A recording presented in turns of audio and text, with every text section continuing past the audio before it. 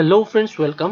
আশা করি ভালো আছেন সবাই। আজকের ভিডিওতে আমরা দেখব কিভাবে মাইক্রোসফট এক্সেলে এই যে এরকম চেক বক্স ইউজ করতে পারি। আপনারা যদি দেখতে চান কিভাবে এই মাইক্রোসফট এক্সেলে চেক বক্স বা টিক মার্ক ইউজ করতে হয়, তাহলে এই ভিডিওতে শেষ পর্যন্ত দেখতে থাকুন।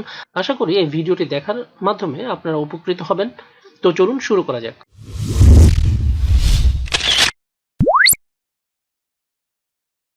আমরা এখানে একটি টেবিল নিয়েছি, যে টেবিলে কিছু সিরিয়াল নাম্বার রয়েছে এবং কিছু ডকুমেন্টের নাম রয়েছে। আমরা এখানে স্ট্যাটাসের মধ্যে দেখব কোনগুলো রিসিভ হয়েছে এবং কোনগুলো রিসিভড হয়নি।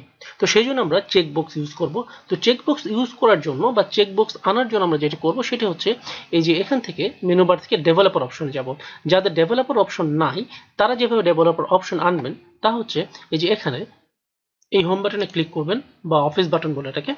তারপর এখান থেকে এক্সেল অপশনে যাবেন। এবার এখন দেখেন top option for working with Excel, এই যে এখানে 3 নম্বরে যে চেকবক্স রয়েছে যে show developer tab in the ribbon, এখানে যদি আনচেক করা থাকে তাহলে চেক মার্ক করে দিবেন, তাহলে আপনারা ডেভেলপার এই ট্যাবটি মেনু বারে পেয়ে যাবেন। এবার ডেভেলপার অপশন থেকে আমরা এখান থেকে দেখুন ইনসার্ট আছে, এই ইনসার্ট থেকে এই যে এখানে দেখুন চেকবক্স রয়েছে। আমরা যদি এখানে মাউসের কার্সর টানি তাহলে দেখবেন এর নাম উঠবে এই যে চেকবক্স ফ্রম কন্ট্রোল। এখান থেকে আমরা ক্লিক করে নিয়ে নিলাম চেকবক্সটা এবং এখানে আমরা এটি ড্র্যাগ করে ছেড়ে দেব। তো এখানে দেখুন আমাদের একটি চেকবক্স রয়েছে। তো আমি এটাকে অ্যালাইনমেন্টটা ঠিক করে নিচ্ছি, এইভাবে অ্যালাইনমেন্টটা ঠিক করে নেব এবং এখান থেকে আমরা ইচ্ছে করলে এর নামটি চেঞ্জ করে দিতে পারি, অর্থাৎ ক্যাপশনটি চেঞ্জ করে দিতে পারি। তো আমি এর ক্যাপশনটি দিচ্ছি রিসিপ্ট, RECEIVED, রিসিপ্ট। এটা আমাদের রিসিপ্টের জন্য চেকবক্স হয়ে গেল।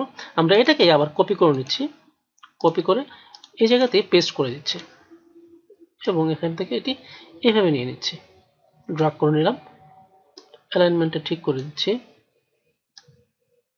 ওকে, অ্যালাইনমেন্ট ঠিক হয়ে গেছে এবং এখানে আমরা দিব নট রিসিভড, নট রিসিভড একটু বড় করে দিই আমি। ওকে, তাহলে রিসিভড এবং নট রিসিভড দুটি চেক বক্স আমাদের এই সেলে চলে আসলো। এবার আমরা পরবর্তী সেলগুলোতে জাস্ট আমরা ড্র্যাগ করে নিব, তাহলে আমাদের পরবর্তী সেলগুলোতে এগুলো কপি হয়ে চলে আসবে। আমি ড্র্যাগ করে নিচ্ছি, তাহলে দেখুন এগুলো কপি হয়ে গেছে। এখন আপনারা ইচ্ছে করলে যে ডকুমেন্টটি প্রয়োজন অর্থাৎ রিসিভ করেছি সেটাকে আমরা রিসিভ করে দিয়ে দিতে পারবো।